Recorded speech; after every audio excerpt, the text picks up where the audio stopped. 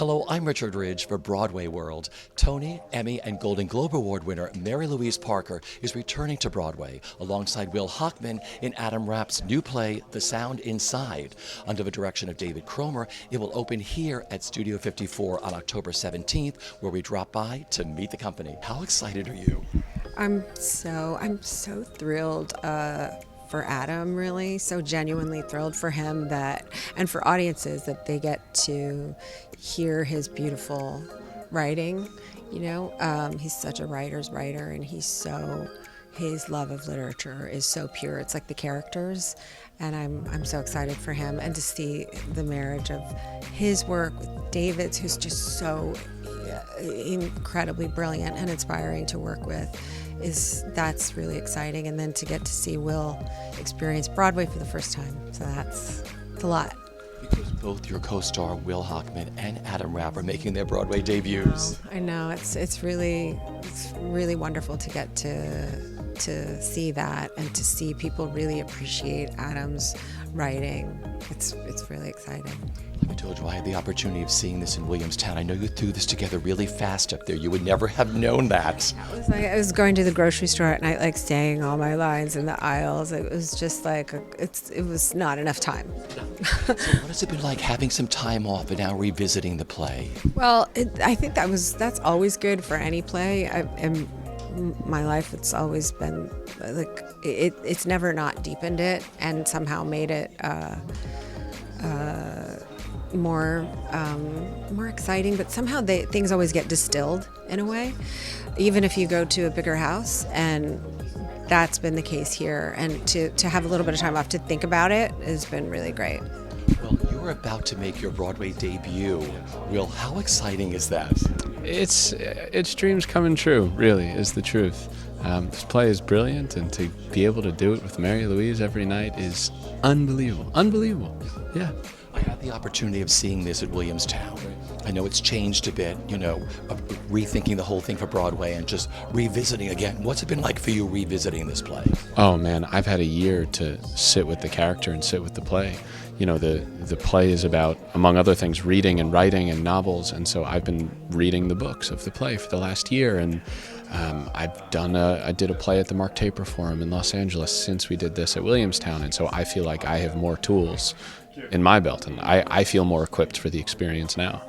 So when you first got this play and you read it the first time, what were the thoughts going through your mind that made you say, I have to do this? I was about page 2 or 3. As real as standing here with you right now, I read the script and I thought, I have to do it. This is my part. And you know what? Other people probably felt that way too, and somehow it's worked out for me to be here today. I just feel like I understood what Adam was writing. I understood the world he was creating, and I knew who Christopher Dunn was. I knew how to bring him to life. Well, you were about to make your Broadway debut. I mean, what's going through your mind?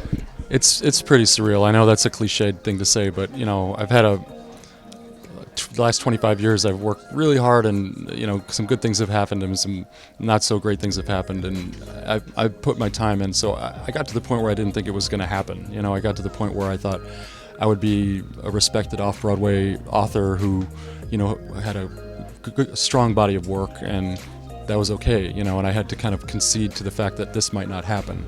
And so last summer, when this got a lot of attention and there were the commercial producers circling, I was a little bit disbelief. It feels like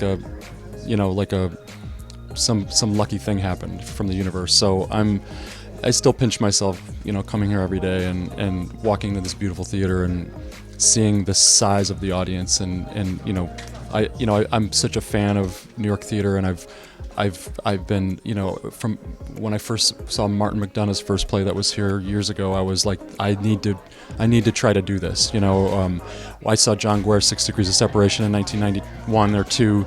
I was like, this is what I want to do. And I just couldn't quite get there for all kinds of reasons. And so I made it finally, and I'm still, some days it's like I'm sitting next to David in the audience watching rehearsal. I'm like, this is happening. This is actually happening. So yeah, it's pretty amazing, and I'm just trying to enjoy it. When you first read the play, like when you put the words through your mind, you sort of feel how it's going to look on stage. Yes, I think so. Yes, and particularly with this one.